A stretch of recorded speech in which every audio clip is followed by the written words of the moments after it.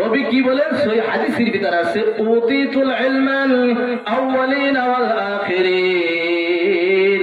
আল্লাহ রাসূল বলতেছে, আসমান আর জমিনের ভিতর যত ইলম আছে সমস্ত ইলম আল্লাহ তাআলা আমাকে দান করছে। বলেন সুবহানাল্লাহ। তো আসমান আর জমিনের ভিতর যত ইলম আছে সমস্ত ইলম যদি নবীকে দান করে, বলেন তো এই নবী, এই ব্যক্তি কি মূর্খ হইতে পারে? তো এই ব্যক্তি হলো পৃথিবীতে যত মানুষ শিক্ষিত আছে তার থেকে বড় শিক্ষিত। কথা বলেন ঠিক কিনা?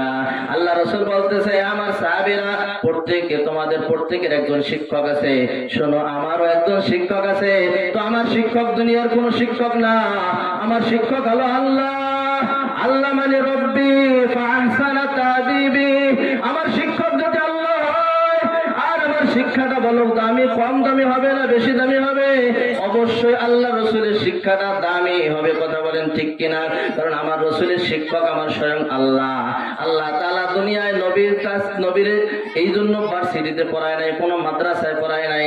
কোনো মাদ্রাসা বা মসজিদে কারো কাছে শিক্ষা গ্রহণ করতে হইলে সে হবে ছাত্র, আর যে শিক্ষা দান করবে সে হবে তার উস্তাদ। কথা বলেন ঠিক কিনা? এই জন্য আল্লাহ তাআলা স্বয়ং নবীকে শিক্ষা দান করছে। বলেন না সুবহানাল্লাহ। যে